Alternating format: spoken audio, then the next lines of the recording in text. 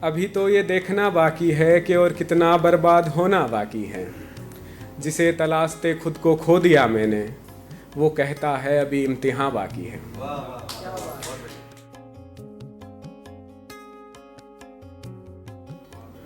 मेरा नाम भारत है और ये कहानी तब की है जब मैं डीयू में पढ़ा करता था। तो वो लाइब्रेरी में बैठी थी, किताबों में गुम, और मैं उसके सामने। मतलब पढ़ने नहीं जाते थे? बिल्कुल यही।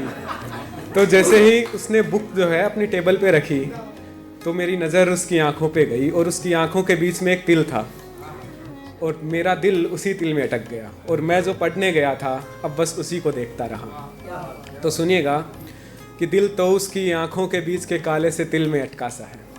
दिल तो उसकी आंखों के बीच के काले से तिल में अटका सा है। याद है अब भी वो बातें जो उन रातों को हुआ करती थी, आंखों की वो मुलाकातें जो उस महीन से तिल से हुआ करती थी, और उन बालों की वो मस्तियाँ जो उसके हाथ से लेके कान के पीछे तक हुआ करती थी, और उन आंखों की वो अटखेलियाँ जो उससे और भी मोहब्बत करवाया करती थी, क्योंकि दिल तो अब भी उसकी आंखों के बीच के काले से तिल में अटका सा है। अब धीरे धीरे वो मेरी ज़िंदगी का हिस्सा बनती चली गई। कॉलेज की भीड़ में उसका साथ होना ही मेरे लिए सब कुछ था। तो तब मैंने लिखी थी कि चाहे टूटा हुआ आशियाना हो मेरा, चाहे टूटा हुआ आशियाना हो मेरा, मगर सुकून से एक लम्हा तेरे साथ गुजारना चाहूँगा। दिन भर की थकावट के बाद हर शाम हाथ थामे तेरे साथ चलना चाहूँगा। और भले ही हालात बेहतर ना हो मेरे, भले ही हालात बेहतर ना हो मेरे, मगर इस फ़कीरी में भी मैं तुमसे इश्क करना चाहूँगा।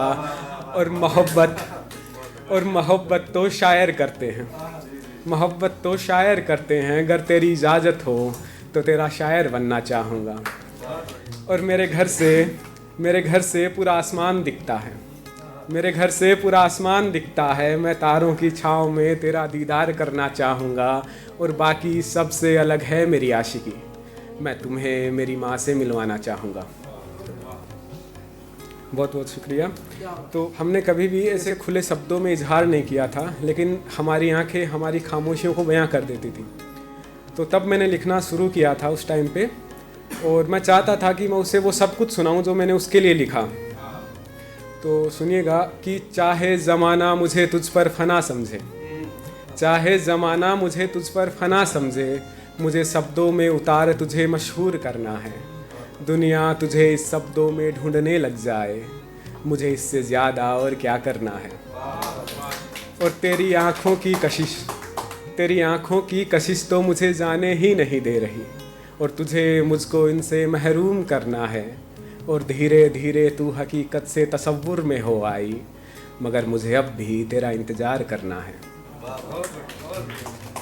मगर हर कहानी जो होती है वो पूरी नहीं होती। हमारे रास्तों के बीच कुछ ऐसी दीवारें थी जिनको पार करना नामुमकिन था। तो वो कॉलेज का आखिरी दिन था और हमने आखिरी बार एक दूसरे की आंखों में देखा और समझ गए कि हमारा सफ़र यहीं ख़त्म हो गया। तो सुनिएगा कि लतीफ़ों की सरजमी पर मुझे इश्क हुआ। लतीफ़ों की सरजमी पर मुझे इश्क हुआ, नासाज ज़माने को मुझसे रश्क हुआ। बस लिया था ज़बां पे नाम उसका, धड़कने बढ़ी कि दिल में उसका ठिकाना हुआ। हाँ हुआ मैं कहीं गुम अदम सा हुआ, असमत गई ये जिस्म बेकार हुआ। मैंने लिखी है मेरे अश्कों की तकरीर, उसकी निगाहों से मेरे अश्कों का शिकार हुआ। और मैंने अपना हर ज़ख्म पिरोया है, मैंने अपना हर ज़ख्म पिरोया है। मेरा ज़ख्म अब बड़ा हुआ और उसे लगा मैं कोई फ़नकार हुआ। तो ये मेरी पहली और मुकम्मल मोहब्बत थी जो अधूरी रह गई। मुकम्मल एक तरफ़ा थी और अधूरी दो तरफ़ा रह गई। हाँ, मोहब्बत हमेशा मुकम्मल ही होती है। तो अब जब मैं पीछे मुड़ के वापस देखता हूँ तो उसकी यादें जो हैं वो ज़ख्म भी देती हैं और मरहम भी। तो शायद अधूरी कहानियाँ ही सबसे खूबसूरत होती हैं। तो सुनिएगा कि अभी तो ये देखना बाकी है, अभी तो ये देखना बाकी है कि और कितना बर्बाद होना बाकी है। जिसे तलाशते खुद को खो दिया मैंने, वो कहता है अभी इम्तिहान बाकी है। और ज़ख्म तो अभी भर रहे हैं मेरे, ज़ख्म तो अभी भर रहे हैं मेरे, मगर रूह पर उसके निशान बाकी है। लब खामोश है मेरे मगर दिल जानता है, अभी उस दर्द का असर बाकी है। और मेरा तो यही मुकम्मल इश्क था, मेरा तो यही मुकम्मल इश्क था, बस उसका मेरे हिस्से में आना बाकी है।